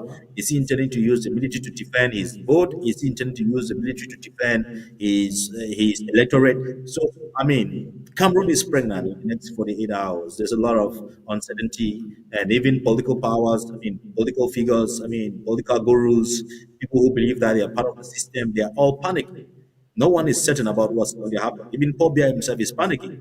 The people's will and the people's power is overflowing. They say the wave in Cameroon right now is a wave of the citizens, and the citizens want to take their destiny into their hands. And so they are not sure because for over the years there have been lies telling, they've been acting like gangsters. They think that they can just come up and say whatever thing that the people believe. Now, for the first few hours, Atangan Paul, gangsters like Atangan Paul, they've understood that you cannot intimidate the people when it comes to their rights. You cannot just sit and say you'll do this and that, and the people will buy into the idea. So Cameroonians are fed up, and I think everyone is gunning for change. And like you say, John, there's going to be a lot that is going to shock the world. If there's going to be a coup d'etat, a lot of heads are going to be rolled. If Issa Chiruma has a plan B, we also know what's going to happen. So it's a matter of wait and see. But we are all excited for the change that is going to come. Yes, Aaron, I want to say this. I want to take this opportunity to say this to people of the southern Cameroons who are in La République du Cameroon, please, I continue to launch this clarion call. Head home. Head home. If you can't head home, at least make sure you get out of the territory, out of the hinterlands of La République du Cameroon. Head home because the days ahead may not be very, very interesting. And I want to urge our people, don't participate in any uprisings. It gets hot where you are. Head home to the southern Cameroons. We suffered a lot for these people. We have lost a lot of souls already, and we're not ready to lose any more souls. So Well, please John, head home. Yes, Aaron, I'll John, come. I'll come to you. Before I do, we have someone on the line. Hello. Yeah, hi, how you doing? Yeah, I'm good. How are you doing today, too? Hi. My name is Nathan Diko. I'm calling from the U.S. Okay. What state of the U.S. are you calling from? I'm calling from Missouri. Okay. You're that's welcome cool. to this platform. Yes. Can we have your point? Yeah, I was just wondering, now that I've been watching this election very closely, and apparently it looks like Issa Tchiroma is the presumptive winner. But my issue right now, or my fear, or my concern is that, like what I've been hearing you guys talk on the platform about a potential coup d'etat, which is probably, I think, my gut tells me that that's probably what's going to happen rather than Mr. Bia turning over to Tchiroma. He would probably prefer that route for obvious reasons, I mean, against the North. So my question is, does Tchiroma have, I'm hearing about this plan B, is that something that he has taken into consideration to deal with it? Or how is this all going to play out? I know that the electoral map of Cameroon, the North actually will decide who becomes president. And apparently he's leading in the North by great margin. So I suppose you're also aware. I suppose you're also aware that he's not winning just in the north. I mean, it's a tabula rasa in the littoral. And I mean, Yaoundé, the agglomeration of Yaoundé, I mean, it's really so smashing. As if someone asking who is leading. Of course, the return sheets are circulating, and I just talked to some people who are on a platform who are centralizing all of them. They have the firm conviction looking at the number of people who have voted per the number of people who registered. They have the feeling that at the least Issa Tchiroma will be scoring between 65 and 70%. But we know what Yaoundé is up to, and so that is not, I mean, as minute as you might think. And then and again, we're in an era of, we're in an Android era, and there are platforms that are gathering everything. This early announcement of victory would also make it difficult for the government of Cameroon, don't you think? Yeah, I do. I mean, look, remember, I was back home in '92 when Frundi won, and I remember I was one of those who went to Frundi's house and were celebrating and all that. So if I get up tomorrow morning and I hear that Tchiroma is arrested or his house is surrounded and all that kind of stuff, or there's some kind of state of emergency, which is another tool that they'll probably use by causing some kind of fake rebellion, just to find ways to do it. But this time, I know Tchiroma is elected because people try to compare and contrast 92 to 2025. 92, we didn't protect the vote, but this time, apparently, it looks like Cameroonians are not only willing to vote, which they've already done today, but they are willing to protect the vote, which is why Tchiroma was selected to play that role. The thing is, John, so I'm pretty sure that he is aware of that, because if these guys try to steal the election like they did in '92, I think the outcome will be devastating. It will be catastrophic, because people are just fed up. I'm grateful. I'm grateful to our speaker who is calling in from. Just fed up. I'm telling you, I was back home in '92. I'm from Bamenda, and I mean, it's deja vu. We did all that. I know. Yeah, I can say I can. I'm comparing Bia's situation is kind of similar to what we had here in the U.S. with Joe Biden, who was, I mean, incapable John, of running the Yes, country. General, The 1 people minute. surrounding him, the people surrounding him were still, trying to make as if he could do the job. Bia is even worse. He's older than Biden. Yeah. And the situation is getting worse. So right now we're in a situation where this is the greatest opportunity, because if Bia were to pass away, I mean, he's 92, going to 93. He can just sleep one day and doesn't wake up. Not that we are praying for someone to die, but if a situation like that, I think will be even worse. That fighting, power struggle, and all that. So it's a very complex situation right now. I mean, I'm telling you, I've been up, even though I'm here, I've been up since 5 o'clock here, US time, and I'm still up. It's after 9 o'clock. I've been watching platform, watching the election very, very closely. I'm nervous, I'm praying. I mean, I like what I see. I mean, all the diaspora, the results came in, I watched everything. I like what I saw, So it looks like, I mean, it's not, and apparently it looks like the victory is so big to cheat. I mean, it has to be like you just said, 60, 70, 75% victory. So right now, I know that the most complicated thing right now is the administration. I mean, someone like this buffoon Atanganji, Well, he's the most, I mean, he should be the most nervous person right now, because he made maybe the greatest political miscalculation ever. Thank you very much. By rejecting John. Kamto, he brought in Tchiroma. He gave us Tchiroma. Yes, John. And now people are, yes, everyone just a minute. like, yeah, it's the greatest gift that he did for this election, obviously unknowingly, but we'll take it. I don't really expect Tchiroma to change anything, but I expect him to play that role of a transitional person. Like, get us into it's going to take time. Get us into the transition, make all those institutional changes to put us in a situation where when we are really, ready to elect the new president, that president already has all the resources, all the tools, all the institutional, foundation to take us forward. Take us forward. So, yeah, I mean, I really appreciate what you guys are doing, keeping us informed around the world. I mean, it's really late at night, and I just want to thank you guys all that, hey, we are all brothers and sisters. We want the best for Cameroon. We may not be back home, but we are still very, very, very concerned about what's going on, and we are hoping for the best. Thank you very much for taking my call. You're welcome. Well, everyone, as I come to you, I need to point out that a lot has changed. Just so much has changed, and so much has changed over time. I should say practically that war is likely, the civil war is likely inevitable, because I don't see Paul Biya accepting to be an ex-president.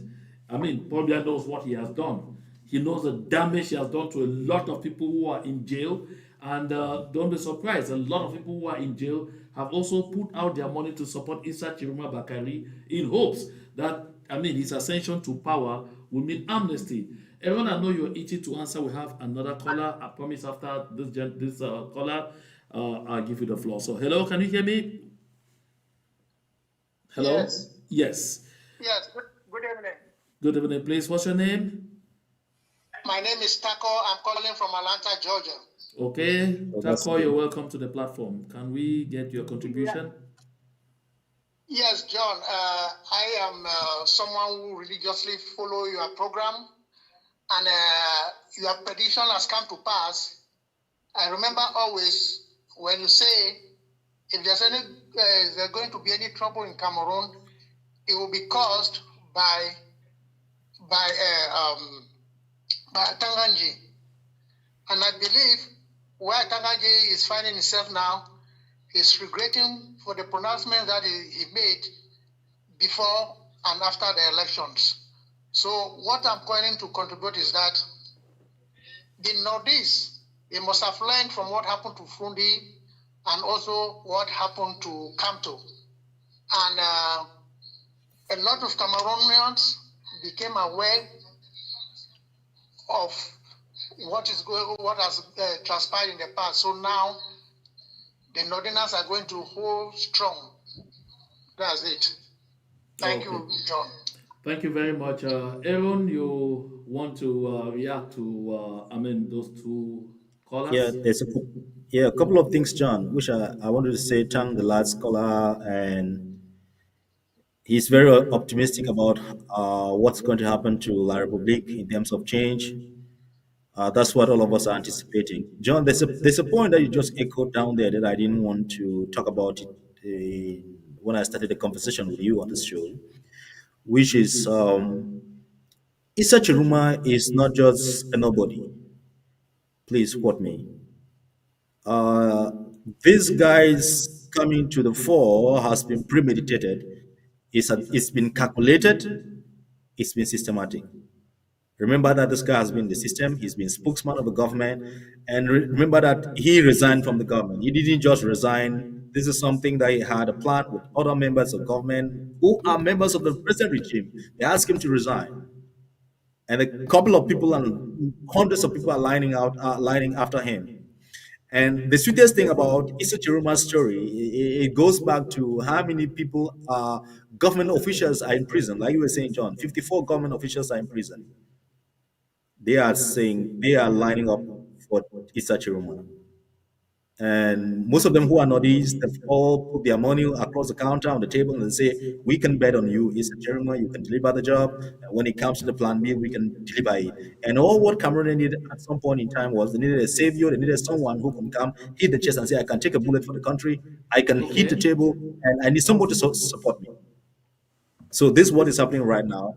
And like you tried to say, John, like, I don't know if you understood the game on the table, is that Issa Chiroma is representing millions of people whose heads they cannot stick on the table. Issa Chiroma is taking its head for millions of people. If you see the grandeur, the fanfare, the euphoria, the pomp, the pageantry across the country in support of Issa Chiroma, it's not just anything. It's not just what you look at it. I mean, like a physical stuff. Man, it's deep. It's deep. They understand that this is the guy who is going to come to vindicate us, who is going to come to give us our freedom. We've been in prison for not just cause, and we want this brother to come across like a Nordies and help us to get our freedom, help us to save the country. And so, Issa Chiruma is a representation of something that is Yeah, bigger Aaron. than what you think, is bigger than Aaron, what I you have this know. question for you. Yes, sir. Yeah, there's something I've been asking myself during the last 5 days leading to the election. I've not been seeing a lot of, I've not been hearing so much about Bello Boba Maigari. Even right up to this point where we are now, he simply got totally lost in the show. But when he also left government alongside Issa Chiruma, it was like those were the two heavyweights. And when you looked at both of them, you'd have said Bello Boba Maigari's political party had, Bigger margin. some greater grounds than that of Issa Chiruma Bakari. That's what Paul Atanganji based his argument on by saying that if you have Real Madrid playing against Cotton Sport, Sport. what do you expect will be the score? I don't know why no one in that room told him that when Cameroon was playing against Argentina in 1990, it was the same scenario. But against all expectations, Argentina won. And I think he should be seeing for himself today this same kind of scenario operating. And also, like I was pointing out, we might be talking and running too fast. La République du Cameroon remains what it is. The CPDM operatives remain what they are. Paul Atanganji early this morning, the morning of the 12th, early Sunday morning, right up to midday, I got calls from about 16 heads of posts for Elecam across the southern Cameroons. At least 16. I have their names here and their numbers. And of course, we have that agreement. I will not also share that because you put them in harm's way. They called me personally to tell me that Atanga Ponji was calling each of them personally, himself, not people from his cabinet, one by one, and dictating to them figures that they must produce at the end of the day as being, the result of the various units where they were leading. I will think very strongly that that is what must have resulted to this charade that you are seeing on the screen here, Aaron, coming from Batibo, my native Batibo, where they Yeah. say, there was a massive vote there, and Paul Biya won with 5,000. Am I saying the figure properly? Because this Yeah. appears to You're be a right, bit far for John. me. Yeah, with a figure of 5836. 5,000. Say it again. 5836. 5,836, and then Joshua OC 694, Issa Tchiroma 136. I had said this before that in a Tanganjipo psychic, his plan was that at the end of the day, Issa Tchiroma was not even going to be second in their game plan. And so I made calls to Batipo to find out where did these people come from to vote? And the people told me no, overwhelmingly in Moramo, people stayed home. There was no affluence at any polling stations. Those who might have voted were those who were chartered in by, the minister representing the CPDM crime syndicate in Moramo, and some members of like the Cameroon armed forces and the colonial administration. So they did not expect that you will have up to 500 people voting in Batibo local government area. But here you have John. figures showing you that over 7,000 people John. voted. You are going to have this kind of return sheets coming from the hinterlands of the southern Cameroons. Those are all Paul Atangaji's maneuvers. I said these leaders of Elekam, the people heading Elekam at the various local government area, they called me. 16 of them in number that reached out to me today. 16 of them. Well, Absolutely, John, because some were not actually, but I say 16 of them reached out to me today I to tell don't. me this is what happened. Atanga Ponji has all their numbers, himself and their names. He called them, not even Elekam. So I wonder what Eno Adams Egbe is doing at the helm of that structure, claiming that he is the chairman of the electoral board of Elekam. I wonder what the director general of Elekam is doing. Paul Atanganji is everything. He is all the ministries put together. He is the Superman. I mean, he is the vice god of that republic. So Paul Atanganji personally called every single Elekam official in all, I think he said 38 or 38 or 39 local government areas in The seven in regions. the northern zone of northwest, in the southwest, same thing that Paul Atangadi did to dictate those figures. The only places where they could not work were in those metropolitan areas like Boya, Limbe, Kumba, and all of those things, where at least some courageous people decided to go out and see what was happening, and stayed at the polling stations and counted the votes. That made it difficult for those Olekan people to just put any kind of shit. So, do you think that even with all of that kind of gerrymandering, Tanga Ponji is going to have enough votes to counter what we are seeing in the metropolitan areas, Aaron? Well, that's his problem. I don't care whether he's going to have it, he's not going to have it. My big question is, how does that brother sleep at night? And I know you're asking the same question, John, because that guy has been suffering all his life. To take a position like that, to go against the will of the people, go against your conscience, and go against the law, I wonder how he sleeps at night. I mean, you're referring to the case of Batibo. I mean, we know that it's ballot stuffing. Whether they're doing gerrymandering or whatever they're doing, is that's ballot stuffing, and he knows that that's not genuine. How do you actually become a minister in a country where you know that you didn't win the elections, you stole the elections for over the And years? of course, How do you feel like a human being? the figures from Batibo, everyone has left everyone gasping. I mean, That's what I'm saying. it's come. I mean, those figures have come about as the greatest charade of all Yeah, times, and it's yeah, marking of a lot of ridicule on social yeah. media. Yeah, yeah. Oh, John, it's not a thing to laugh. And Atanga does that, and they will sit in Yaoundé and hit their chairs that we are winning, we know how to play the game. I think this is a disgrace of a different level. The international community is watching this, and people around the world they are seeing this. And like I said, John, before. When Cameroon gets to the level that it wants to go in the next few months, guys like that, they are going to answer for themselves and explain to people what actually happened. And they are using local young people in the grassroots to just do this kind of chariot. So it's Yeah, so shameful. Aaron, we have another caller on the line, so we take the question quickly. Hello, sir. Yes, how are you? Yes, sir. Where are you calling from, and what's your name? That is above speaking. I'm calling from Vancouver. Okay, let's get your contribution. Yeah, I just want to say the elections, they really made me proud of the results. Cameroonians came out in their numbers. They did not only vote, they voted and they stayed right there, waited for the results to be counted. I saw images of persons in rural areas with no lights, no powers. They're using their phone lights just to see the results being counted. So no matter what Yaoundé tries to do, those results they cannot change it because we have the statistics in our phones. We have the Yeah. images, we have the numbers being counted and every detail. And the good thing is that Tanganji is the one who has killed the government. Because at Tanganji, he knocked out Kamto. He thought he had destroyed the opposition, not knowing that he had lifted Tchiroma.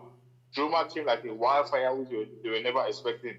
And Tchiroma had taken over everything, right from the north.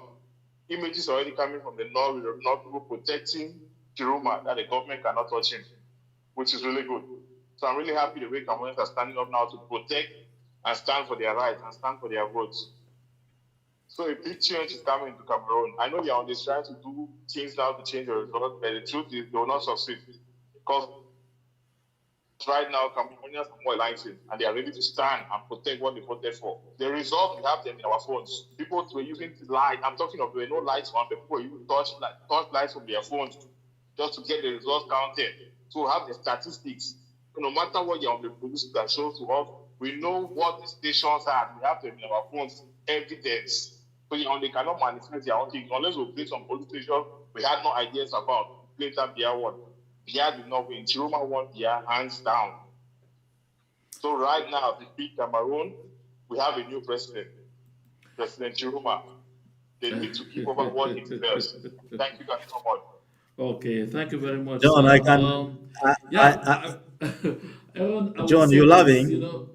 You're loving, John. I can imagine the feeling for every young Cameroonian of my age to wake up tomorrow morning to have a new president called President Issa Tchiroma. It's a good feeling for that country. It's a good feeling for sympathizers of that country, for our Republic citizens in the diaspora to wake up and know they have a new president. Uh, New president, new things, new directions, new policies, new things. We don't know what Issa Chiruma might be. It might be a more bigger snake than the one we've encountered before. But I think that that country needs change. And like someone is just texting me now, John, and saying he's listening to our show, and that Cameroonians need to wake up, like Republicans need to wake up and defend their vote. That's what Yes, I will say. Aaron. Yeah, Yes, Aaron, sir. we will be rounding up in 15 minutes. And just before we go, I'm going back to the issue of those fictitious results that we just saw a while ago from Hmm. Batibo. And I want to show you another area where, the military themselves came out in force. To deter the people who were chartered by the CPDM people. I felt a lot of, I felt so sorry for this guy who calls himself a member of parliament from, is it from the Tuba Bafut local government areas, and there's some gentleman they call Cheney or whatever who came out that they were going to kind of make sure they bring people to vote at this election. Turns out it really didn't seem to be a good idea. See what happened in Ajati today.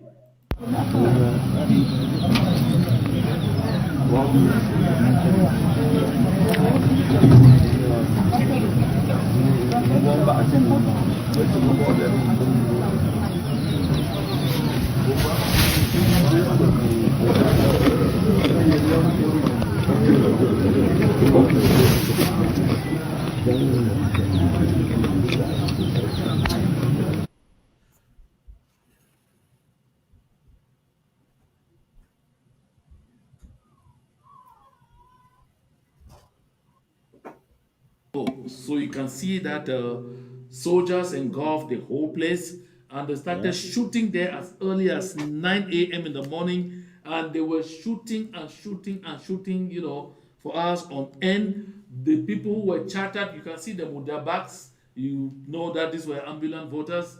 I mean, those are mobile voters brought in by members of the CPDM crime syndicate to come and vote there. But the whole thing was deterred by the military of La République du Cameroon themselves. I don't know for whatsoever reason. We told our people stay home and stay safe. Some felt that at all costs they will go. I also had some footage that came in late. The technical department could not prepare this. You notice that they didn't have enough time to prepare our frames. That's why we can't have both you and I speaking at the same time, or all three of us at the same time. I'm sorry about that. Of course, that technical glitch will be resolved at our next outing. So, I mean, like the footage that came in from Santa, you could see people, I mean, exchanging blows seriously in Santa local government areas because the foot soldiers run by Fru Jonathan Mujingni and Chelinidorf arrived at the place wounded, I mean, really wounded with so many people. I mean, a lot of people to come forward and they had stuffed ballot boxes and they were bringing those ballot boxes. Of course, they knew the place would be calm. Just come and put them in the polling stations and then do the counting. It got so rough that it led to an exchange of blows. Aaron, I don't know what to say about this, but those who are thinking simply that Bia will say, no, this is so overwhelming, we can give up, I think they could be dreamers. Because Paul Bia said this in 1992, and he said it again over the years. He who wants peace must be prepared for war. You Yeah. recall? I He who remember. wants peace must be prepared for war. And if the Absolutely. situation is going to be so complicated for the Biya government to do their favorite sport of just cheating very easily and going scot free, it will be because of the handiwork of one lady, one strong woman in Douala called Rebecca Enonchon. Rebecca Enonchon's platform and the technical, know-how that she brought into the system in collaboration with a lot of others, collecting the results and centralizing them and making sure they get this in real time to the point I'm having information that they are going to publish what they call real detailed results from the various polling stations across the country by the close of this Monday, the 13th of October 2025, that tells me that there's something serious going to happen. So, Aaron, he who wants peace must be prepared for war. Does a person who make that kind of dictum sound like one to you who can retreat in circumstances like this one? I don't care right now, John. I want to use this moment to say congratulations to all the young people in Cameroon who voted. And if you voted, please defend your vote. Uh, I want to give you breaking news, John. Like it should sound like flash news flash. The French government had said, they're always backing political maneuvers in Cameroon. They said they will only back the present regime if 50% of Cameroonians show that they approve of President Paul Biya's reign in that country. We've all seen from the early signs of the voting that not up to 5% of that country approves of his leadership. So we are in for a real deal. And if Biya thinks that he is not going to, succumb and concede, then he's surely going to fight against himself. We are anticipating a lot. The days ahead are pregnant, and all we can tell the young people in that country: you voted, you've exercised your civil rights. Stand up, defend your vote, and take the destiny of your country into your hands. Yeah, Aaron, we have Benjamin back. Fortunately, I guess he struggled like seriously with the technical challenges and has been able to show up back here. I have this comment from Salo Salo who says Tanganji must be arrested soon. Salo Salo, I mean that is not kind. Salo Salo says Tanganji must be arrested as soon as Issa Tchiroma takes office. Well, wait until Issa Tchiroma takes office. Benjamin, for someone who says he who wants peace must be prepared for war, do you think that transition is likely to be smooth? Some people are dreaming it could be, but I wonder. I mean, I'll be one of the last persons to think that such a thing can happen. Yeah, as I said before leaving, I know Bia, he made a statement when he was still a human being. He was not yet an ancestor as he is today. He was still energetic and beaming with a lot of hope, and his mind was still a good mind. He was still think straight. But now he can make that statement again, and I believe that his cohort, I mean those who are around him who are deceiving him, cannot let power go without a fight. But as we can see from the field, that fight will be totally what they call in French inutile because they cannot win. And let me just say this, in relation to what Aaron said, that the French government has, said they can only support Biya if he has 50% of Cameroonian support or whatever. I don't believe in the French at all, and they don't have any right to dictate to what Cameroonians want. Cameroonians could still support Biya once Biya with 20% or 10% or whatever. It's not the French to come and tell Cameroonians what they want. I think we are mature enough to take our own destiny into our own hands. They shouldn't think that we depend on them, and will make people think that they would depend on some foreign support or some French support to do what they have to do. I'm calling on Cameroonians, including even those who, still support La Republic, who are in Ambazonia or in southern Cameroon, to make sure that they are ready for anything. They are ready to fight and fight to the end. I know when we say that, they say, okay, you are right over there and you are asking people to go fight. No, we are in support of, those who are ready to fight in one way or the other. And I will say this, it is time for people at Tanganji, it's time for agony, it's time for payment, it's time for the truth. And the truth is that people like Tanganji, people like, those who supported the CPDM, at the detriment of the people, it's time for them to, pay. They have to pay. I don't believe in people in forgiveness that you don't pay the trauma that you cause people. You need to pay for your deeds, your misdeeds, kind of. So, Yeah, Benjamin, thank you. I really want to say this. To be candid, I will still insist that I know it's really not going to be easy. It's really not going to be currency. Hear what this gentleman says and tell me if you think that people like him really think that Biya should give up. Listen to him. Man, he is our principal goal scorer. He has always taken us out of very difficult situations. First, because of his immense wisdom. Second, because of his aura and international clout. Those who meet President Paul Biya for the first time are out and bow in reverence, in respect for his profound knowledge. President Paul Biya is a blessing to this country. Cameroonians, we are lucky. We are made because we have Paul Biya, the helm of the state. Are you... Evan, John, did you hear yes, that? I thought each time I listen to that guy, I think that he's a madman. He's a mad idiot running around. He sounds more mad. He sounds, I don't know what the best is children. This is not even journalism. This looks like he's not even defending a paycheck. This is not even looking like a bum leaker. This guy sounds like a mad idiot. I mean, journalism hasn't. I've never known where journalism becomes like some sort of. I don't even know. I mean, it's difficult to decipher that you call yourself a senior journalist, and that's what you come on state television to say. I think that Ashwin Yenti has defeated the reason for us to believe in journalism, and this is why I think that journalism in Cameroon looks like some sort of child's play. It's not a thing to laugh, guys. No, it's not a thing to laugh. I feel very sorry for the guy. No, Evan, you are too angry. I you know, have to let you rest. Benjamin, that makes me to think of a Lovett Shaw who he wrote a book called Ugly Journalism.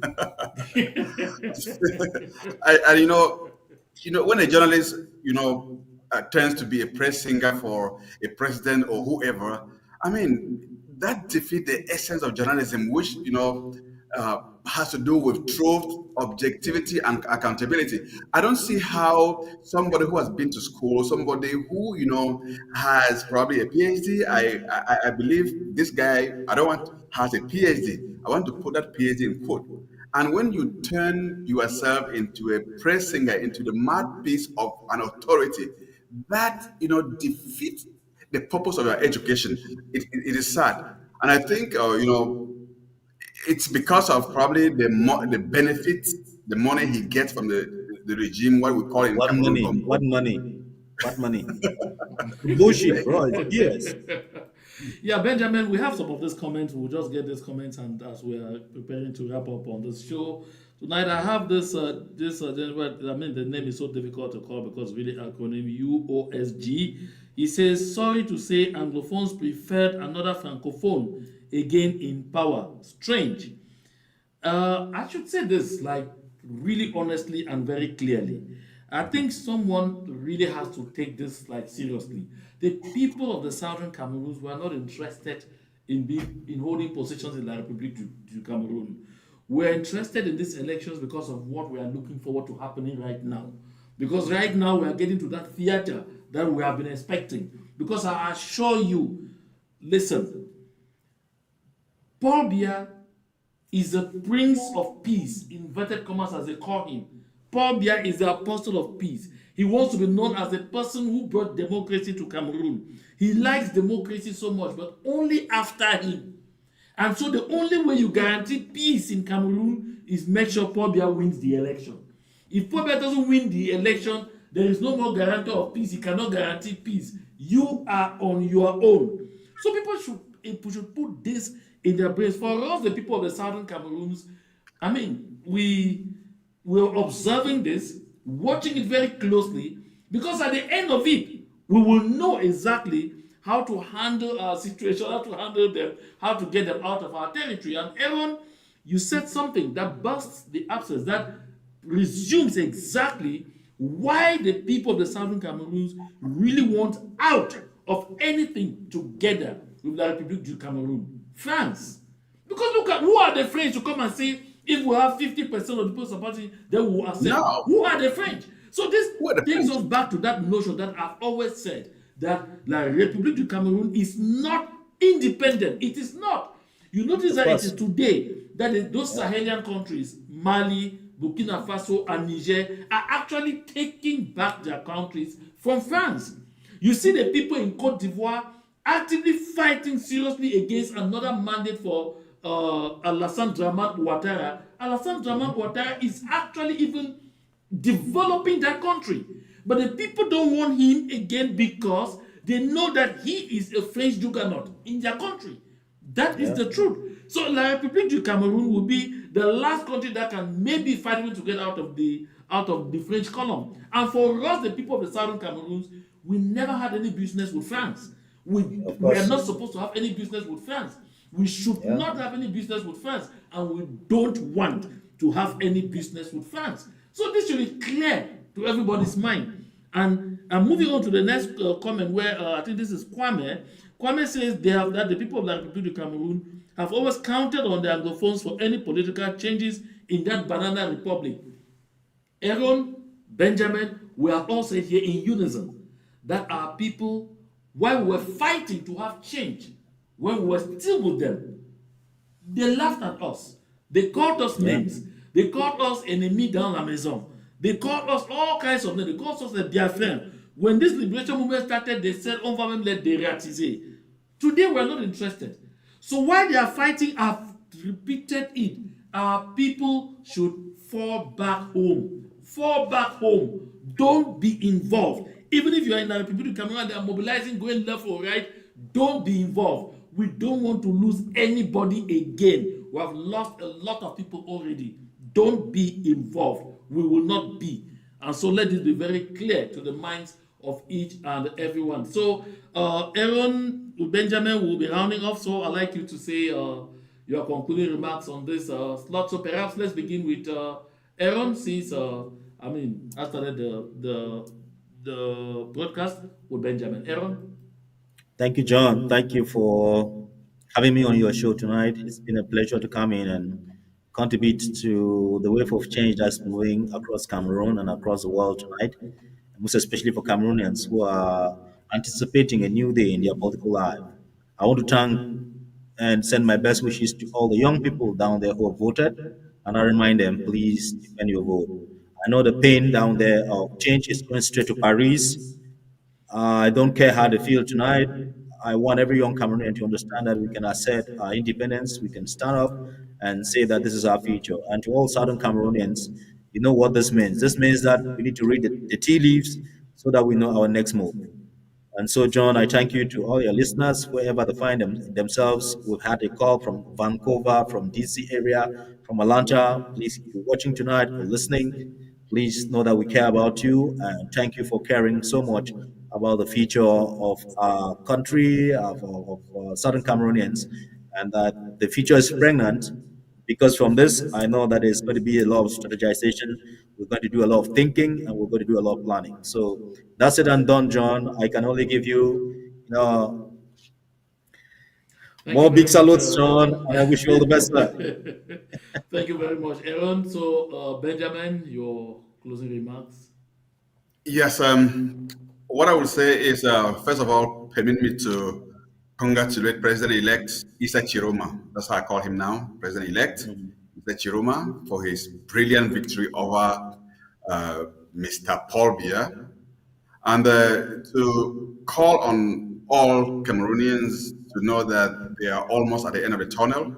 And what I would like them to know is that they must keep an eye even on Issa Chiruma when he takes over power. They shouldn't think that it's the end. I know who Issa Chiruma is.